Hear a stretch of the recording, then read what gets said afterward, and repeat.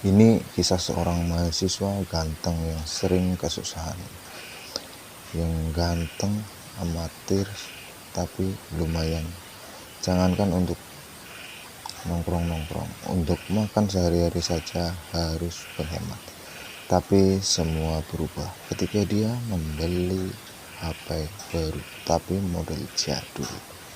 Dia bisa membeli apapun dan membayar dengan SPM. Langsung kita gas ke ceritanya.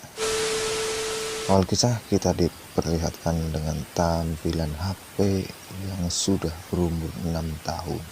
Tentu saja hal itu jadi olok-olokan teman-temannya.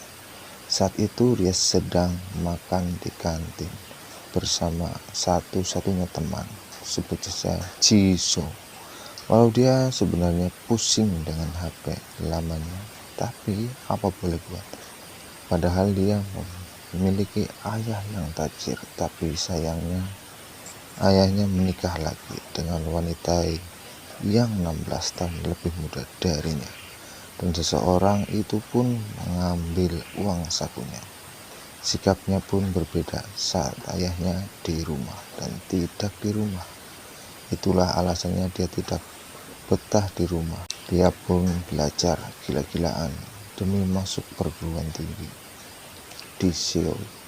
Dia pun berusaha meminjam uang kepada Jisoo, tapi Jisoo menyuruhnya meminta saja kepada orang tuanya. Dia pun tidak mau. Lalu Jisoo pun merujukan tren akhir-akhir ini, pasar gelap untuk ponsel. Bukan hanya ilegal, tapi harganya juga sangat-sangat murah. Singkat cerita, keesokan harinya dia pun berangkat menuju alamat yang diberikan oleh Jisoo. Tapi saat dia sampai, dia sangat heran dan bingung melihat tempat itu, karena terlihat tak ada apapun. Tapi saat dia membuka pintu, dia sangat terkejut. Ternyata di dalam banyak orang.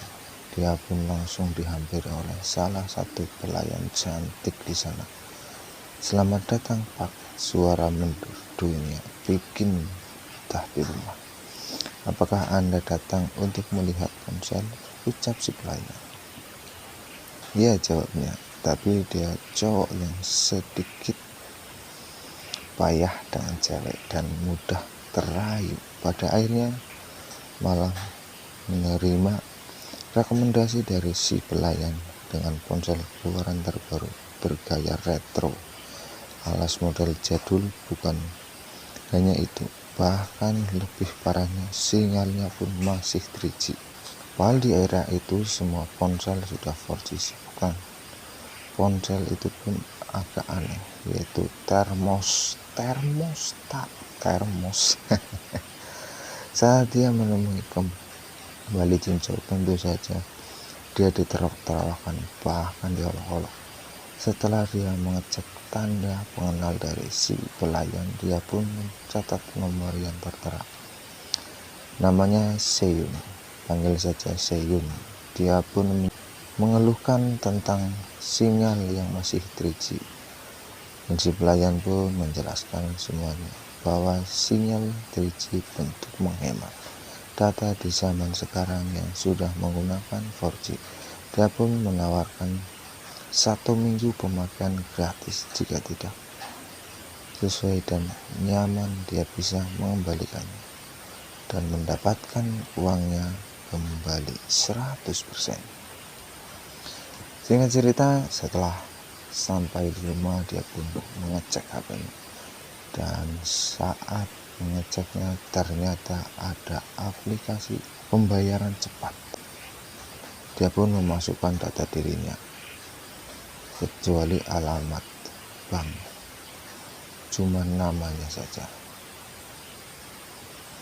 Setelah itu dia pun tidur. Keesokan harinya setelah pulang kuliah, dia mampir ke minimarket dan membeli rokok. Tapi saat dia mau membayar, dia malah lupa membawa dan dompetnya. Saat itu juga dia teringat dengan termosnya yang memiliki pembayaran pintar.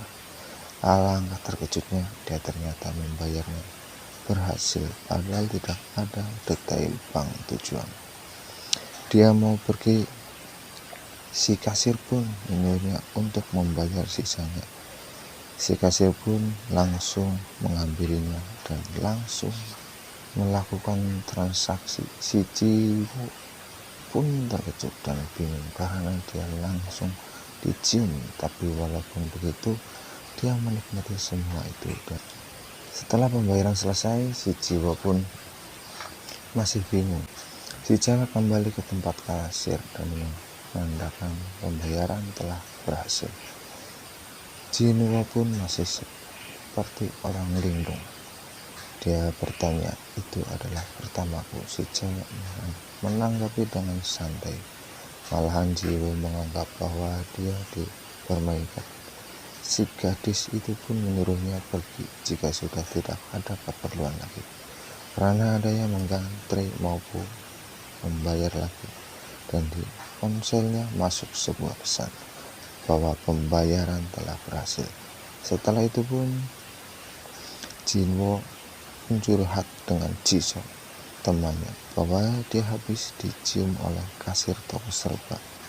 Jinwo pun masih belum sadar tentang ponselnya. Keesokan paginya sebelum kelas dimulai, dia pun mampir ke toko serba dan itu lagi seperti biasa.